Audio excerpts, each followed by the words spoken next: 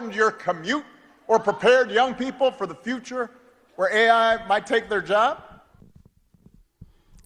No, they haven't done any of that. But DEI, DEI, DEI, DEI, DEI. That's it. Welcome back. Hottest show in the galaxy. That was President Barack Obama campaigning for Abigail Spanberger, who is running for governor of Virginia, right? And he was out. He was in Newark as well for Mikey Sherrill. There's elections tomorrow. It's not popular, but we should show up in numbers undeniable. We should let people know what we care about, or maybe we are letting people know what we care about by sitting home. Maybe I'm delusional. Maybe I think more highly of people than I ought to. I thought that we lived in a country, in a world where people wanted things to be better. I could be wrong. Also, Jon Stewart, he's out there on this election cycle. To me, this is not normal where we are. We're not electing Democrats and Republicans. This is the agenda is very clear. The Project 2025 that we were railing about leading up to November and all beyond was not about Republican ideology or Republican policies. It was about, getting rid of certain people from certain places, cleansing government of black folk, cleansing the nation of brown folk. It was about setting the table for this made-up construct and feeding that. This wasn't about producing anything. It was about eliminating people. It was about demonizing people. And if you play into that, and if you're part of that, I think you're a problem. I think you're part of the problem. But Jon Stewart, he was being interviewed, and he was talking with New Yorker editor David Remnick. Play the clips, Ms. I've got people in my family that are to the right of Attila the Hun. And when people tell me, like, how can you platform that person on your show? I go, I platform my uncle every fucking Thanksgiving. And by the way, I love him. He's a three-dimensional human being who has qualities that I really admire, things about him. And we've lost that. We've lost the ability to love people because we litmus test at every point, in every single moment.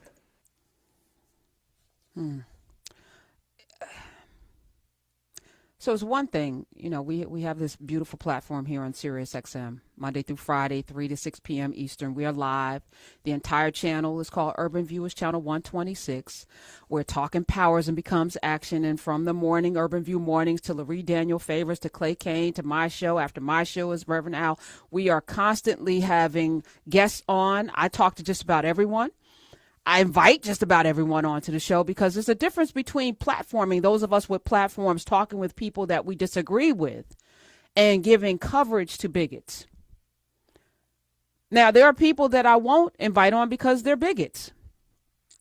And actually, I've interviewed quite a few bigots when the stakes weren't as high. We did 2 White in America town halls with people who might have been bigots, talking about, what it means to be white in America and how we get over this race thing.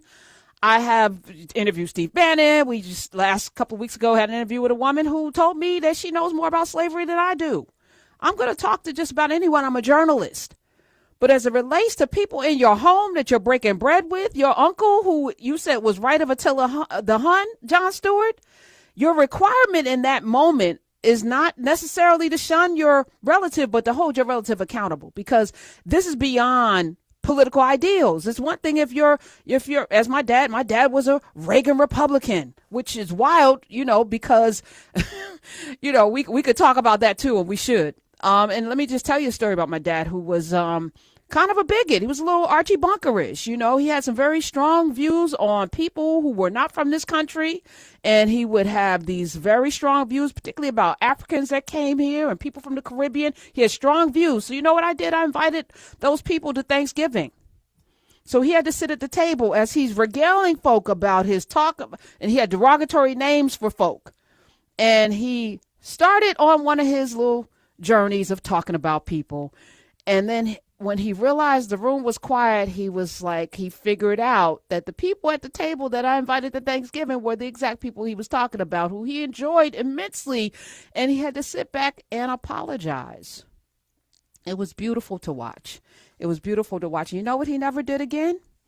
That talk, because I challenged him, not in a way that was horrible and made him feel, well, he did feel like crap. He did feel very bad because he wasn't a horrible person. He considered himself a good person, and good people don't do things like that. And my friends that I invited over were very gracious, but I had warned them. So it was like they were in on it, and it was really interesting to watch his transformation in real time, because that's the requirement. That's the exchange. People in your life that, you know, your bigotry is not accepted here. We have that response. So John, you sitting at the table with your uncle that you love, but are you challenging his bigotry? Are you challenging his ideals that are harming people? To be right of Attila the Hun is nothing to be proud of. Your responsibility, I believe, in community is to check people. That's real love. Love is not letting people get away with harmful behavior. Love is saying, no, this is harmful, and either you change your behavior, you don't get to be around us anymore. Like, you give them the opportunity to change. And it's okay if they don't, but I think it's your responsibility to draw the hard line, and I don't care who it is. I don't care who it is. 866-801-8255. So we're going to go to the phones and welcome in some people. We're going to have a conversation, and I'm just curious because, again, we're not voting political ideals. We're not. There's something more on the line right now, and I think it's real clear. It's real clear. It's no longer about your taxes. And if you're calling, I'm voting for my taxes, you're lying. You're lying, because your taxes, stock market today is, oh my God. Like, are you voting your pockets? Are you really? All right, let's go to Tammy in Texas. Welcome to the Karen Hunter Show. Hello to you. How you doing, Karen? Hey, I'm good. Okay, my sister-in-law. I haven't seen my family for Thanksgiving, I think, since for 4 years now. I don't plan on seeing them either. Because they invite her to Thanksgiving all the time. And my face tells a different story. Because when I found out that she voted for Trump, now keep in mind, her husband is my brother. Did he vote for Trump too, Tammy? I believe he did. He did. He followed her. And and I'm not going to say a lie. I called her so many Lord Jesus names and told her how stupid she was, and she said she voted for him because she wanted to be rich. I said, hell, you ain't rich. You still working for somebody. You's working class. And I couldn't believe that. And my mother told me that she asked, because of all of this stuff that's going on, are you still supporting him? And she said, oh, yeah. I said, oh, then you will not see me this Thanksgiving. You will not see me this Christmas because I know you're going to invite her, and I don't have time to be playing around. I don't respect you, and I can't fake it. And that's just it. I will not be able to do it. Okay. Can you stand on that business and remove the emotion? Can I stand on the business? On that business that this is, I'm not going to be sitting across the table from or engaging in any air exchange and breathing with somebody who voted against my common humanity and voted the pain in that so many people are experiencing right now for selfish reasons. I'm not doing it without the emotion. Can you stand on that business without the emotion? No. Okay. Because I just can't. Okay. All right. I really can't. I've missed birthdays. Now my kids, I let my kids go. However, I sit at home. I talk to my mother. I see my mother, of course, but I don't want any part of stupidity. I don't have the patience any longer. Okay. I don't. What I'm inviting you to, Tammy, is like, yes, I feel I have a similar situation. I'm not emotional about it though, meaning that that is a choice that people make I can't change it. Even sitting here every day and having the random caller call up and the friend didn't vote or whatever. And it is frustrating to recognize that we live in a world where so many people are so selfish and so ignorant because they don't know the harm that they're doing. And you can see what's going to happen. But I've also realized that there's nothing we aren't going to be able to change. I'm talking to the people who want to hear. So you've made your decision, and that's great for your own mental stability and safety and all of that. But if we can not also have the emotion, meaning that you made a very sober decision, and that's fine, but you don't have to have the animus. Do you know what I'm saying? Because I sense a lot of animus. Oh, it is. Yeah. It is. It is. I think I'll probably be able to. Yeah, but, I know. you know. But I'm saying this is part of you protecting your peace too. And listen, I had to work through it. I had to work through it myself. So I'm not talking to you about anything that I myself haven't had to work through. But I realized that the emotion means they have me, and they can't have me. I'm right about this. So You're right. You don't also get my temperature raised and my blood pressure and all. Like, no, I'm not. I don't feel no ways about it. Which is, to me, the most powerful position to take, is that I know I'm right about this, and I have no emotion around it. All right, just breathe in. Just lean in. It's motivational Monday. Just sit with that for a minute, Tammy. I appreciate you sharing that. I appreciate you sharing it. I love you though. Love you though. Love you too. I love you too. And that's what, that to me, love is an action word. We say this a lot here. It's not just letting people just play in your face. It's setting boundaries and establishing who you are in the spaces that you're in. Last night I had the pleasure, of course, of sitting with Dr. Daniel Black. We're doing a rites of passage. And again, it is something that I thought I was moderating, but man, he has me really examining, how I move in the world, how much ego. I mean, it's like it's so much to discovering who you really are at your core, not based on what people, not pleasing people, not trying to be something for other people, but just you, your purpose, your center, who you are, your due north. It is a powerful, powerful thing. I wish it for everybody. But you have to come to a place where the true quickening, the true awakening into who you are really requires you to be sober in it. It's not emotional. It's not, you're not moving with whatever's going on. It's like, this is my path. This is what I stand for. This is who I stand for. I stand for people who can't stand for themselves. I'm going to stand on that, even if it's unpopular, because it's going to be unpopular. And that's the other thing I had to come to. When Martin Luther King said, I'm not out here to be popular. And he wasn't. He died unpopular. People do not really, we got a King holiday and a Martin Luther King Boulevard every place we go, but that man died unpopular. Malcolm died unpopular. A lot of people call his name today, but he did not have a crew around him that was, or he wouldn't have gotten shot in the Audubon. You understand? Like, he wasn't popular. Standing on business is not going to be popular. But we can't also placate nonsense. And I think this is how we got here. Too many people are like, oh, that's just my crazy uncle. Oh, that's just my crazy brother. Oh, that's just my crazy sister-in-law. No. People with your decisions. You're not voting logically. You're not voting for rights and resources. You're voting something that makes no sense to anybody but you. And there's a lot of them. You've been misled. You've been hoodwinked. You've been bamboozled. And you're out here harming other people with the lies. Children. Most of the people that get SNAP are children. You're okay with them not eating? Are you really that person? Or is that you?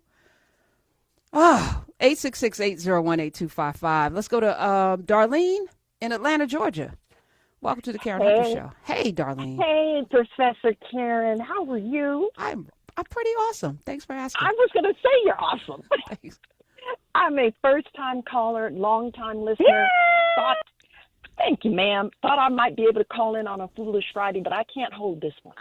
Okay. So my question to you, ma'am, is if Taco Man can run for a third term, why can't Obama? He probably can. He probably can. And actually, if that happens, I think he should, I have thoughts, but yeah, he can. Like, are there any rules anymore? Like, I feel like there are no laws that anybody should have to follow. At this point, no laws are being followed. So it's like, yes. Why not? Why not? And it wouldn't be a third consecutive term, which is what they're Correct. arguing. So, Correct. you know, Correct. I'm here for all it, the Darlene. things. And that's not Okay, all the foolishness. things. Yes. No, Let's go. No, it's not. It's not foolishness. I posed that question.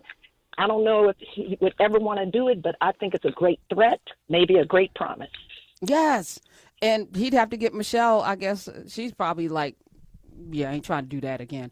But who knows? Who knows? For the sake of somebody said, it's going to probably take 15 years to undo all of the things that this man has done in the first 10 months. And I said, maybe we will never undo the things. Maybe the job is to reimagine what should this look like, not to try to reassemble the parts that, don't work. This thing is rotten at the core. And we are seeing it every day be rotten. So let's reimagine, what should America look like? What should your neighborhood look like? What should this country, what should this world look like? And let's get busy. Let's get busy building it, because it's in us to do. And actually, if we don't do it, it won't get done. So, Darlene, welcome to the call-in family. Do not be a stranger. I think we have time for some more calls. Let's go to Leah in Florida. Welcome to the Karen Hunter Show. Hello to you. Hi, Karen. First-time Hey. caller here. Welcome. Hey. So I'm a licensed therapist, and what you're saying is really resonating with me when you talk about taking the emotion out of it, right? Because a lot of times when we're angry and we're that charged about something, there's something that we are refusing to accept.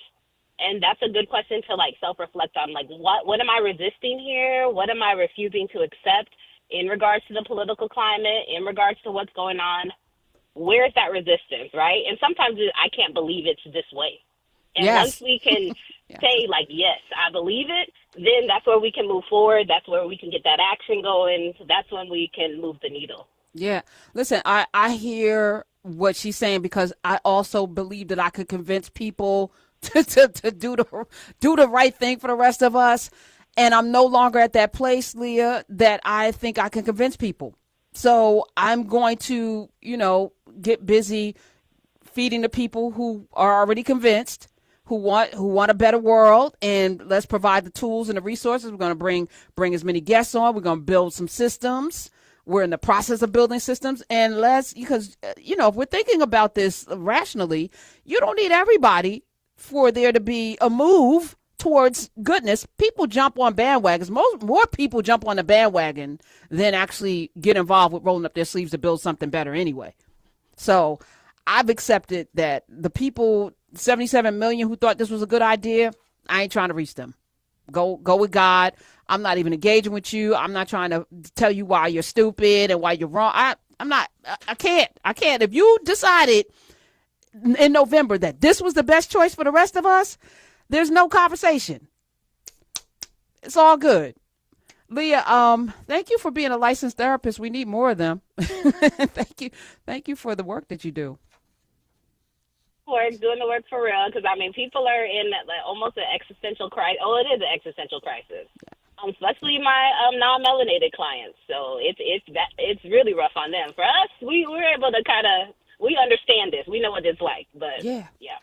That's the other surprise, for a lot of people that, somebody said this is the worst president white people have ever had. For black people, we done had worse presidents. For real. This thing called whiteness, which nobody can define, by the way. Y'all have a hard time defining it when I ask you that question, because it doesn't exist, and that should be your first clue. So what do you do about it? Do you want to be part of humanity, or do you want to be part of this thing that was made up to denigrate other people? Do you want to be part of other people? And if you don't want to be part of other people, that's fine. But it's a lonely, cold world out there. And if all you are doing is against everything and everybody and not building something, it's not going to last. So we're going to keep talking about it. I don't know if we have time to take one more call. I guess it wouldn't be fair, so we won't. All right, when we come back, Billie Eilish telling people Prop 50, what to do. I appreciate her using her platform. We're also going to talk a little bit more about this this crazy Gatsby party that was thrown at the White House while people are literally going hungry. And then Nigeria might be a target of this. Like, what did Nigeria do? Why are they in it? Oh, they're killing Christians. Well, you're killing Christianity. You're literally killing Christianity right here. But you want to worry about what's going on in Nigeria? Really? This is what we doing? All right. We're going to talk about it. 866-801-8255 is the number. It's the Karen Hunter Show. We'll be right back.